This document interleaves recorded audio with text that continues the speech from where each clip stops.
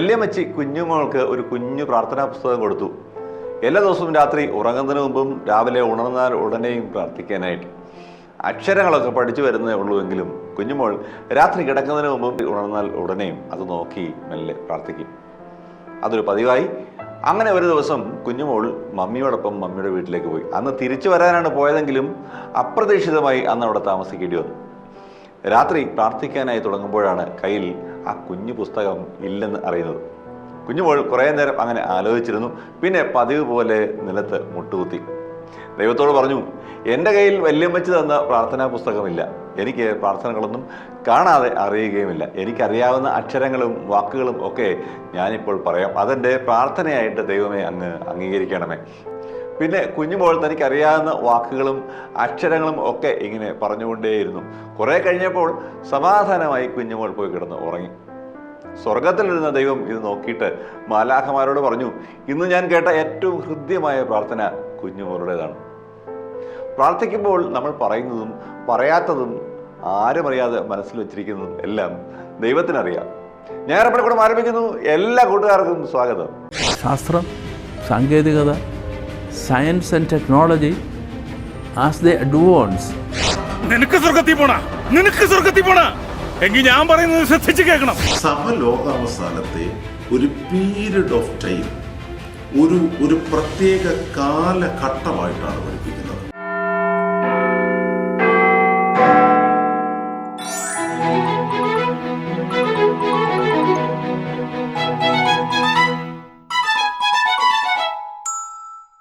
എല്ലാം ദൈവം അറിയുന്നുണ്ടത്രേ.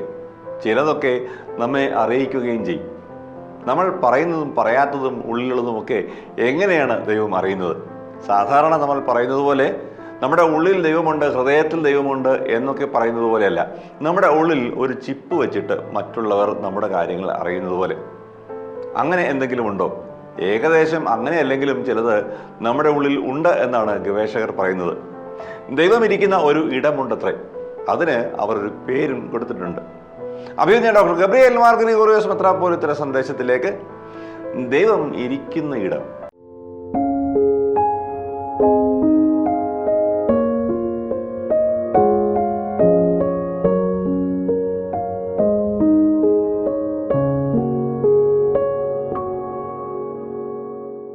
പിതാവിൻ്റെയും പുത്രൻ്റെയും പരിശുദ്ധാത്മാവിൻ്റെയും നാമത്തിൽ തനിക്ക് സ്തുതി. ഞായർ പള്ളിക്കൂടത്തിലെ എൻ്റെ കുഞ്ഞു കൂട്ടുകാർക്ക് ക്രിസ്തുവേശുവിൽ സ്നേഹവന്ദനം. ഈ ഞായറാഴ്ച നമുക്ക് ചിന്തിക്കുവാൻ വേർതിരിക്കുന്ന പ്രത്യേകമായ ചിന്ത ഗോഡ്സ് കോർണർ എന്ന ഇംഗ്ലീഷിൽ ദൈവത്തിൻ്റെ ഇടം എന്നുള്ളതാണ്. എന്താണ് ഈ പറയുന്നത് കൊണ്ട് ഉദ്ദേശിക്കുന്നത്? നമ്മളുടെ ശരീരത്തിൽ തന്നെ, നമ്മളുടെ തലച്ചോറിൽ തന്നെ, നമ്മളുടെ ഹൃദയത്തിൽ തന്നെ, നമ്മളുടെ മനസ്സിൽ തന്നെ ദൈവദത്തമായി ജനിക്കുമ്പോൾ തന്നെ, ജനിറ്റലായി തന്നെ ദൈവത്തിന് ഒരിടം ദൈവം സൃഷ്ടിയിൽ തന്നെ നമുക്ക് തന്നിട്ടുണ്ട്. ഇത് നമ്മൾ തിരിച്ചറിയണം എന്നാണ്. കാലിഫോർണിയയിലെ അമേരിക്കൻ ഐക്യനാടുകളിലുള്ള കാലിഫോർണിയൻ യൂണിവേഴ്സിറ്റി ഓഫ് കാലിഫോർണിയ, ആ യൂണിവേഴ്സിറ്റിയിലെ ബിഹേവിയറൽ സയൻസ് അല്ലെങ്കിൽ സൈക്കോളജി ഡിപ്പാർട്ട്മെൻറ്റ്,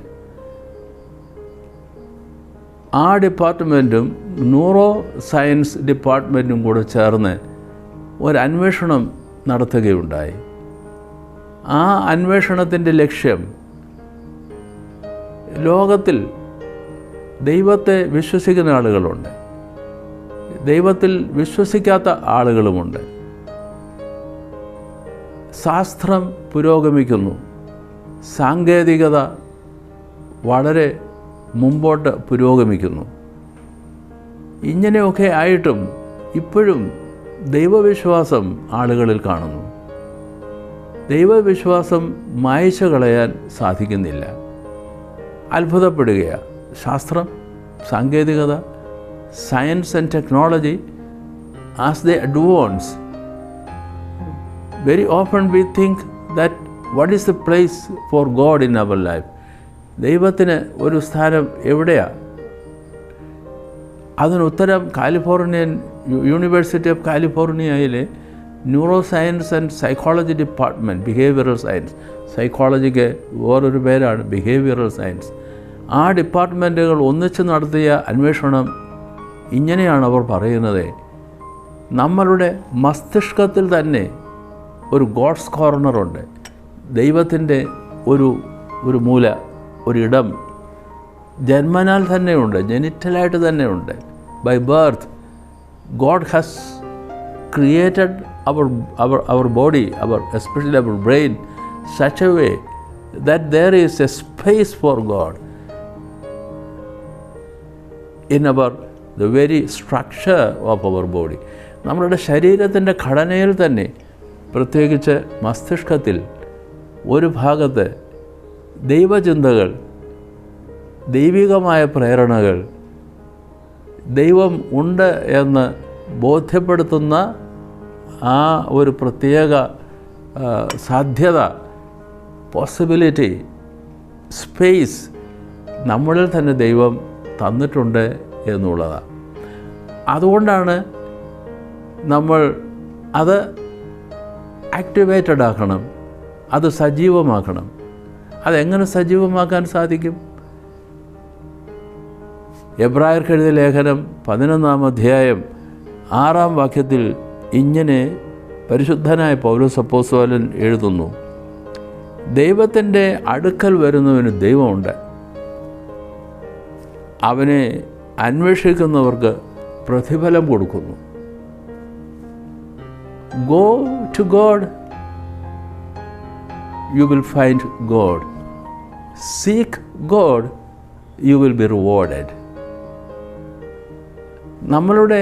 ജീവിതത്തിൽ ഈ ഗോഡ്സ് കോർണർ, ദൈവ സാന്നിധ്യം സവിശേഷമായി തിരിച്ചറിയാൻ കഴിയുന്ന ഒരു സംവിധാനം ദൈവം തന്നെ തന്നിട്ടുണ്ട്. അത് ആക്ടിവേറ്റഡ് ആക്കുമ്പോഴാണ്, ചലനാത്മകമാക്കുമ്പോഴാണ്, സജീവമാക്കുമ്പോഴാണ് അതിൻ്റെ പ്രയോജനം നമുക്ക് മനസ്സിലാക്കാൻ കഴിയുക. അതുകൊണ്ട് ദൈവത്തോട് അടുത്ത് ചെല്ലുമ്പോൾ ദൈവത്തെ അന്വേഷിക്കുന്നു. ഒരു ഭക്തൻ ദൈവത്തെ അന്വേഷിക്കുന്നു പ്രാർത്ഥനയിൽ, വേദവായനയിൽ, ദേവാലയ ആരാധനയിൽ. അങ്ങനെ ദൈവസാന്നിധ്യത്തിലേക്ക് കടന്നു ചെല്ലുമ്പോഴാണ് ഈ ഗോഡ്സ് കോർണർ ആക്ടിവേറ്റഡ് ആകുന്നത്. ദൈവം വസിക്കുന്ന ഇടം അത് സജീവമായി തീരും. അപ്പോൾ ദൈവമുണ്ടെന്ന് നമ്മൾ തിരിച്ചറിയും. അത് ദൈവത്തെ അന്വേഷിക്കുന്നു എങ്കിൽ ആ ദൈവം നമുക്ക് അതിന് തക്കതായ പ്രതിഫലം നമ്മളുടെ ജീവിതത്തിൽ നൽകുകയും ചെയ്യും. നമുക്ക് ചിന്തിക്കാം, ദൈവദത്തമായി നമുക്ക് തന്നിരിക്കുന്ന ഒരു ഫാക്കൽറ്റി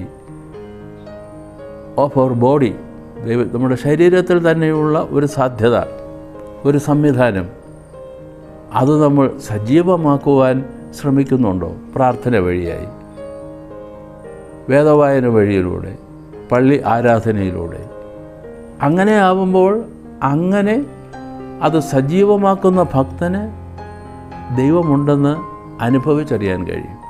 അങ്ങനെ നമുക്ക് ദൈവത്തെ അനുഭവിച്ചറിയാൻ സാധിക്കുന്നുള്ളൂ എന്ന് നമ്മൾ പ്രത്യേകം ഓർത്തുകൊള്ളണം.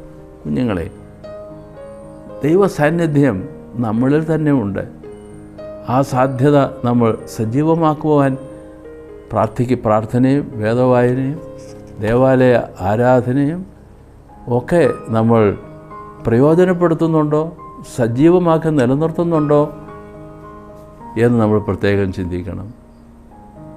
ശാസ്ത്രം തന്നെ പറയുകയാണ്, നമ്മളുടെ ശരീരഘടനയിൽ ദൈവം നമ്മളുടെ ഉള്ളിൽ തന്നെ വസിക്കുന്നതിനൊരിടമുണ്ട്. ആ സാധ്യത നമ്മൾ വർദ്ധിപ്പിച്ച് വികസിപ്പിച്ചെടുക്കണമെന്നുള്ളത് നമ്മൾ ഉണ്ടാക്കിയെടുക്കുന്ന ഒരു സങ്കല്പമല്ല, നമ്മളുടെ ശരീരഘടനയിൽ തന്നെ ദൈവദത്തമായി നമുക്ക് തന്നിരിക്കുന്ന ഒരു ദാനമാണ്, ഒരു ഗിഫ്റ്റാണ്. അത് ഫലപ്രദമായി അനുഭവിച്ചറിയുവാൻ നമുക്ക് പ്രത്യേകം ശ്രദ്ധിക്കാം. ഗോഡ്സ് കോർണർ, ദൈവത്തിന് ഒരിടം, അത് തമ്പുരാൻ തന്നെ നമ്മളുടെ ശരീരഘടനയിൽ തന്നിട്ടുണ്ട്. അത് സജീവമാക്കാം, ദൈവത്തെ അനുഭവിച്ചറിയാം, ദൈവത്തെ അന്വേഷിക്കാം, ദൈവം നമുക്ക് പ്രതിഫലം തരുന്നത് രുചിച്ചറിയാം. തമ്പുരാൻ നിങ്ങളെല്ലാവരെയും അനുഗ്രഹിക്കുമാറാകട്ടെ.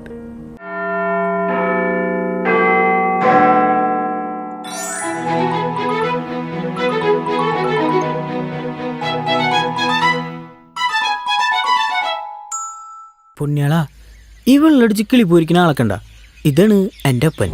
അടിച്ച് കിണ്ടിയായി കഴിഞ്ഞാലുണ്ടല്ലോ എൻ്റെ അപ്പനെ പിന്നെ ഈ കടത്തിനുള്ള ബെഞ്ചിമേ കാണാം.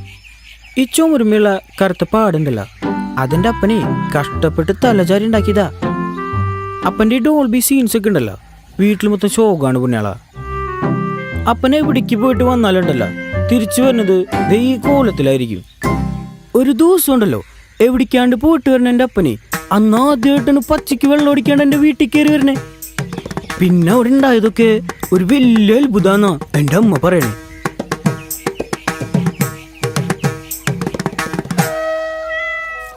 എടിയേ, എടീ, ഇവിടെ വെച്ചിരുന്ന ഷർട്ട് എന്തിയേ? അല്ല, നിങ്ങൾക്ക് എവിടെ പോവാനാ? ഓ, ഒരു തോർത്ത് കൊണ്ടുവച്ചത് കാണാനുമില്ല.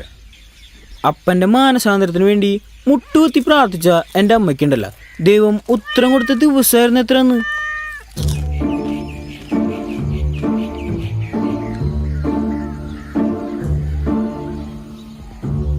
അല്ല, നിങ്ങൾ എവിടേക്കാ? ഒന്ന് പറഞ്ഞിട്ട് പോ മനുഷ്യ.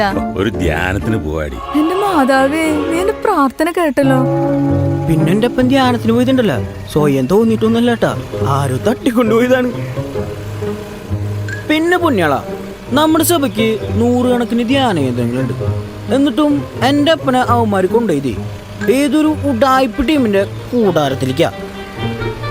കറക്റ്റ് ഒരാഴ്ച കഴിഞ്ഞപ്പോണ്ടല്ലോ എൻ്റെ അപ്പൻ പോയിനേക്കാളും സ്പീഡിൽ തിരിച്ചാ വന്നു.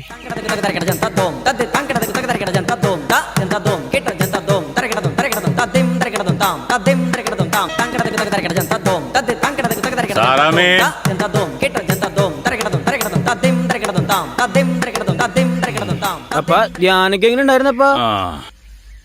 ദൈവമേ, നിങ്ങൾ എത്തിയാ? ധ്യാനൊക്കെ എങ്ങനെ ഉണ്ടായിരുന്നു? എടി സാറാമേ, ആൽഫിക്കുട്ടാ, നിങ്ങൾക്കൊരു സത്യം അറിയൂ? ഈ ലോകം അവസാനിക്കാൻ പോവാ. അന്ത്യകാലം എടുത്തു. കർത്താവ് രണ്ടാമത് വരാൻ പോവാ.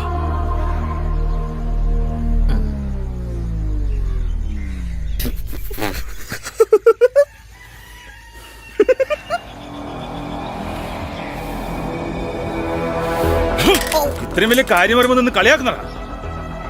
ഞാൻ പറയുന്നത് അമ്മയും മോനും ശ്രദ്ധിച്ചു കേൾക്കണം. ഈ ലോകം ഇപ്പൊ അവസാനിക്കും. കർത്താവ് വീണ്ടും വരാൻ പോവാ. നമ്മൾ റെഡി ആയിട്ടിരിക്കണം. ആ ധ്യാന കേന്ദ്രത്തിലുള്ള സാറിന് കർത്താവ് നേരിട്ട് പ്രത്യക്ഷപ്പെട്ട് പറഞ്ഞതാ, അവരുടെ കൂടെ കൂടുന്ന 1,44,000 പേർക്ക് സ്വർഗത്തിൽ പോകാൻ പറ്റും. ഇനി നിനക്ക് സ്വർഗത്തിൽ പോണ എങ്കിൽ ഞാൻ പറയുന്നത് ശ്രദ്ധിച്ചു കേൾക്കണം. നമ്മൾ ഈ വീടും സ്ഥലവും ആ ധ്യാന കേന്ദ്രത്തിന് കൊടുക്കാൻ പോവാ. പകരം അവര് പണിയുന്ന പുതിയൊരു ഫ്ലാറ്റ് നമുക്ക് തരും. ഇനി ലോകം അവസാനിക്കുന്നവരെ നമ്മൾ താമസിക്കുന്നത് അവിടെയാ. നിനക്ക് മനസ്സിലായ? പുണ്യാള് മനസ്സിലായ? ഇതൊക്കെ എന്ത് ധ്യാനമാണ് പുണ്യാളാ? എനിക്കൊന്നും മനസ്സിലാവില്ല. അവന്മാർ നല്ല തട്ടിപ്പാണ്, നല്ല ഒന്നാന്തരം തട്ടിപ്പ്. ഇതിന് പിന്നിൽ ഏതൊരു റിയൽ എസ്റ്റേറ്റ് മാഫിയാണ് അല്ല പുണ്യാള? അല്ല പോളേട്ടാ, അതുക്കും മേലെയാണ് സ്പിരിച്വൽ മാഫിയ. നമ്മുടെ കർത്താവ് ഈശോമിശിഹായുടെ 2ാം വരവിൻ്റെ പേരിൽ വിശ്വാസികളുടെ മനസ്സിലേക്ക് ഭയവും അന്ധവിശ്വാസവും ഒക്കെ കുത്തിക്കയറ്റി അവരെ ആത്മീയ അടിമകളാക്കി അവരുടെ സ്വത്തും സ്വാതന്ത്ര്യവും വിശ്വാസവും എല്ലാം തട്ടിയെടുക്കുന്ന ഗ്രൂപ്പുകളാണ് ഇതിൻ്റെ പിന്നിൽ. ഇങ്ങനെയുള്ള നിരവധി ഗ്രൂപ്പുകൾ ഈ കേരളത്തിൽ ധാരാളം ഉണ്ട്. അത് ശരി. ആൽഫിമോനെ, നമുക്ക് നിന്റെ വീട്ടിൽ വരെ ഒന്ന് വാ, എന്നിട്ട് അപ്പച്ചനെ കണ്ട് കാര്യങ്ങളൊക്കെ ഒന്ന് പറയാം.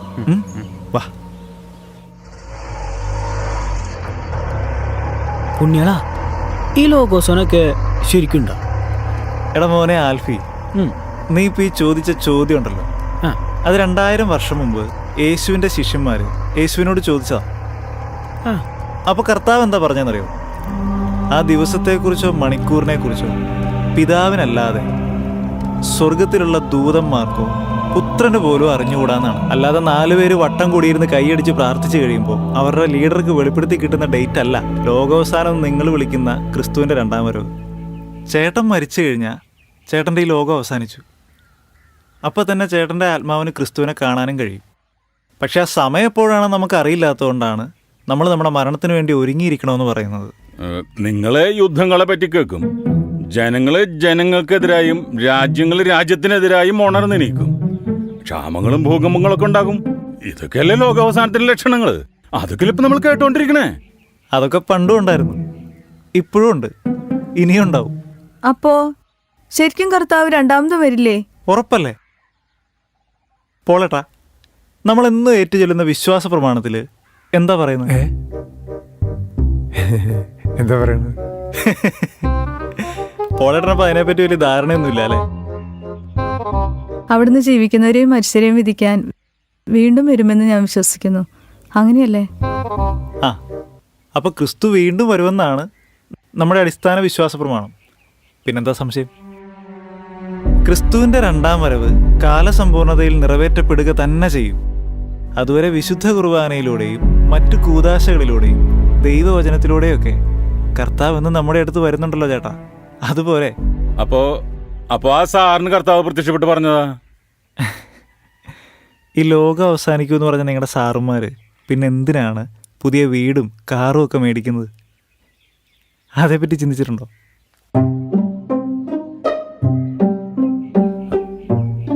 അവരൊക്കെ മനുഷ്യരെ വഴിതെറ്റിക്കുന്ന വ്യാജ പ്രവാചകന്മാരാ ചേട്ടാ. അവരുടെ വലയിൽ പോയി ചാടി സ്വന്തം വീടും കുടുംബവും നശിപ്പിക്കരുത്.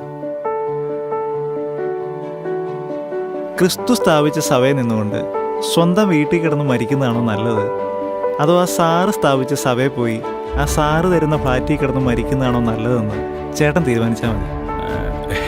എന്തായാലും കാര്യങ്ങളുടെ കിടപ്പൊക്കെ കുറേശ്ശെ എനിക്ക് പിടികിട്ടി തുടങ്ങി. ബാക്കി ഞാൻ നോക്കിക്കൊള്ളാം. എന്തായാലും താങ്ക്സ് ഉണ്ട് കുഞ്ഞാളെ.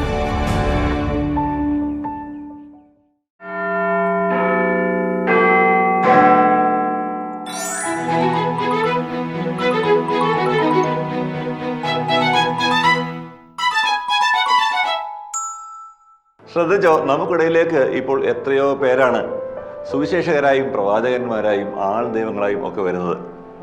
അവരൊക്കെ നമ്മളെ പഠിപ്പിക്കുന്നത് ലോകം അവസാനിക്കാറായി, കാരണം കർത്താവ് വരാറായി. ഇതൊക്കെ നമ്മൾ വിശ്വസിച്ചു പോകും, അല്ലെങ്കിൽ അവർ പറഞ്ഞ് നമ്മളെ അതൊക്കെ വിശ്വസിപ്പിക്കും. പിന്നെ നമ്മുടെ കയ്യിലുള്ളതെല്ലാം കവർന്നെടുക്കും. എല്ലാം തീർന്നു എന്നറിയുമ്പോൾ അവർ അടുത്ത ഇരയെ തേടിപ്പോകും. ഇതിലൊക്കെ വീണു പോകാതിരിക്കണമെങ്കിൽ പരിശുദ്ധ സഭയുടെ കർത്താവിൻ്റെ രണ്ടാമത്തെ വരവിനെ കുറിച്ചുള്ള കാഴ്ചപ്പാട് എന്താണെന്ന് കൃത്യമായി അറിഞ്ഞിരിക്കണം. വന്യനായ ഡോക്ടർ വർഗീസ് അച്ഛൻ അക്കാര്യത്തെക്കുറിച്ച് നമുക്കിപ്പോൾ പറഞ്ഞു തരും. ഇന്നത്തെ ഒരു സാഹചര്യത്തിൽ പരിശുദ്ധ സഭ പഠിപ്പിക്കുന്ന പ്രധാനപ്പെട്ട ലോകാവസാനത്തെക്കുറിച്ചും കർത്താവിൻ്റെ രണ്ടാമത്തെ വരവിനെ കുറിച്ചുള്ള പ്രധാനപ്പെട്ട ചിന്ത, അത് പുസ്തകത്തിലില്ല, എന്നാൽ അത് പറയണം. അത് ഞാൻ ഇതിനോട് ചേർത്ത് പറയുകയാണ്. ഒന്ന്, പല സ്ഥലങ്ങളിലൊക്കെ നമ്മൾ കേട്ടിട്ടുണ്ട്, ആളുകൾ ഇങ്ങനെ നോക്കിയിരിക്കുകയാണ് 2007 ഏപ്രിൽ 5 കർത്താവ് വരും. അല്ലെങ്കിൽ ചിലരിപ്പം ഇപ്പോഴത്തെ സാഹചര്യത്തിലൊക്കെ എല്ലാവരും പ്രവചിക്കാൻ തുടങ്ങുകയാണ്. അതുപോലെ തന്നെ ഞാനിത് മുമ്പേ പ്രസംഗിച്ചതാണെന്നും പറഞ്ഞ് ചില ഇവാഞ്ചലിസ്റ്റുകൾ പറയുന്നുണ്ട്. കുറെ കഴിയുമ്പോഴത്തേന് ഇനിയിപ്പോൾ ഒരു ലോകാവസാന രീതി അനുസരിച്ചുകൊണ്ട് ചിലർ പറയും 2021 മാർച്ച് മാസം 4 ലോകാവസാനം സംഭവിക്കും. ഇങ്ങനെയെല്ലാം പറയുന്നതുകൊണ്ട് അച്ഛൻ ഇനി പറയുന്നത് ശ്രദ്ധിച്ചോണം. നമ്മളെ സംബന്ധിച്ച് ഓർത്തഡോക്സ് സഭയുടെ വിശ്വാസം അനുസരിച്ച് വളരെ പ്രധാനപ്പെട്ട ആശയം, നമ്മൾ പൂർണ്ണമായും വിശ്വസിക്കുന്നു കർത്താവ് രണ്ടാമത് വരും. നമ്മൾ പൂർണ്ണമായും, അത് നമ്മുടെ വിശ്വാസത്തിന്റെ ഭാഗമാണ്. നിങ്ങൾക്കറിയാം, വിശ്വാസ പ്രമാണത്തിന്റെ അവസാന ഭാഗത്ത് നമ്മൾ പറയുന്നത് കർത്താവിന്റെ വരവിനു വേണ്ടി നോക്കി പാർത്തിരിക്കുന്നു എന്നാണ്. അതുകൊണ്ടാണ് നമ്മുടെ വിശ്വാസ പ്രമാണത്തിന്റെ ഭാഗമാണ് യേശുക്രിസ്തുവിന്റെ രണ്ടാമത്തെ വരവിലുള്ള നമ്മുടെ ശക്തമായ വിശ്വാസം. ഇവിടെ ഓർക്കേണ്ട രണ്ടാമത്തെ കാര്യം, ഒന്നാമത് അച്ഛൻ പറഞ്ഞു, സഭ പഠിപ്പിക്കുന്നത് യേശുക്രിസ്തു രണ്ടാമത് വരും എന്നുള്ളത് സഭ പൂർണ്ണമായും വിശ്വസിക്കുന്നു, സഭയുടെ വിശ്വാസ പ്രമാണത്തിന്റെ ഭാഗമാണ്. രണ്ടാമത്തേത്, ലോകാവസാനം എന്ന് പറയുന്നത് ഒരു പ്രത്യേക സമയമല്ല. മാർച്ച് 3 നടക്കേണ്ടതോ 2022 ജനുവരി മാസം 10 നടക്കേണ്ട ഒരു ലോക്കൽ ടൈം അല്ല, ഒരു പർട്ടിക്കുലർ ടൈം അല്ല. അങ്ങനെ സഭ പഠിപ്പിക്കുന്നില്ല. സഭ ലോകാവസാനത്തെ ഒരു പീരീഡ് ഓഫ് ടൈം, ഒരു പ്രത്യേക കാലഘട്ടമായിട്ടാണ് പഠിപ്പിക്കുന്നത്. അതെല്ലാവരും ശ്രദ്ധിച്ചു കേട്ടോണം. ലോകാവസാനം ഒരു പർട്ടിക്കുലർ ടൈമല്ല, മറിച്ചൊരു പീരീഡ് ഓഫ് ടൈമാണ്, ഒരു കാലഘട്ടമാണ്. എന്താ അതിന്റെ അർത്ഥം? യേശു ക്രിസ്തുവിന്റെ മനുഷ്യാവതാരം മുതൽ കർത്താവിന്റെ രണ്ടാമത്തെ വരവ് വരെയുള്ള കാലഘട്ടത്തിനാണ് നമ്മൾ യുഗാന്ത്യ കാലഘട്ടം എന്ന് പറയുന്നത്. അച്ഛൻ ഒന്നുകൂടെ പറയുന്നു, യേശു ക്രിസ്തുവിന്റെ മനുഷ്യാവതാരം മുതൽ കർത്താവിന്റെ രണ്ടാമത്തെ വരവ് വരെയുള്ള കാലഘട്ടത്തിനാണ് യുഗാന്ത്യ കാലഘട്ടം എന്ന് പറയുന്നത്. മൂന്നാമത് വേദപുസ്തകം നന്നായി പഠിപ്പിക്കുന്ന ഒരു കാഴ്ചപ്പാടുണ്ട്. വിശുദ്ധ മത്തായിയുടെ സുവിശേഷം 24 അധ്യായം 42 വാക്യത്തിലും ലൂക്കോസിന്റെ സുവിശേഷം 12 അധ്യായം 37 മുതൽ 39 വരെയുള്ള വാക്യങ്ങളിലും കർത്താവിന്റെ പഠിപ്പിക്കൽ ശ്രദ്ധേയം. എപ്പോൾ വരും, കർത്താവ് എപ്പോൾ വരും എന്നതിനല്ല പ്രാധാന്യം, മറിച്ച് എപ്പോൾ വന്നാലും ഒരുങ്ങിയിരിക്കുക. പ്രത്യേകിച്ചൊരു യജമാനൻ ഭവനത്തിൽ കാര്യസ്ഥനെ ഏൽപ്പിച്ചിട്ട് ദൂരദേശത്തേക്ക് പോകുന്നു. രാത്രിയിലോ സന്ധ്യയിലോ പ്രഭാതത്തിലോ എപ്പോൾ വേണമെങ്കിലും വരാം, എപ്പോൾ വന്നാലും ഒരുങ്ങിയിരിക്കുക. അപ്പൊ സഭയുടെ പഠിപ്പിക്കലിലെ 3 കാര്യങ്ങൾ അച്ഛൻ പറഞ്ഞത് ഒന്നുകൂടി ഓർക്കുക. 1, തീർച്ചയായും കർത്താവ് രണ്ടാമത് വരും, അത് നമ്മുടെ വിശ്വാസ പ്രമാണത്തിന്റെ ഭാഗമാണ്. 2, ലോകാവസാനം ഒരു പർട്ടിക്കുലർ ടൈമല്ല, ഒരു പീരീഡ് ഓഫ് ടൈമാണ്, ഒരു കാലഘട്ടമാണ്. ആ കാലഘട്ടം തുടങ്ങുന്നത് യേശുക്രിസ്തുവിന്റെ മനുഷ്യാവതാരത്തിൽ, ആ കാലഘട്ടം അവസാനിക്കുന്നത് യേശുക്രിസ്തുവിന്റെ രണ്ടാമത്തെ വരവിൽ. അപ്പൊ യേശുക്രിസ്തുവിന്റെ ജനനം മുതൽ യേശുക്രിസ്തുവിന്റെ രണ്ടാമത്തെ വരവ് വരെയുള്ള കാലഘട്ടത്തിനാണ് യുഗാന്ത്യ കാലഘട്ടം എന്ന് പറയുന്നത്. മൂന്നാമത് ഞാൻ ഓർമ്മിപ്പിച്ചു, എപ്പോൾ വരും എന്നതിനല്ല സഭ പ്രാധാന്യം നൽകുന്നത്, എപ്പോൾ കർത്താവ് വന്നാലും അവനെ ഒരുങ്ങിയിരിക്കുക എന്നതാണ് പ്രധാനപ്പെട്ട വിഷയം.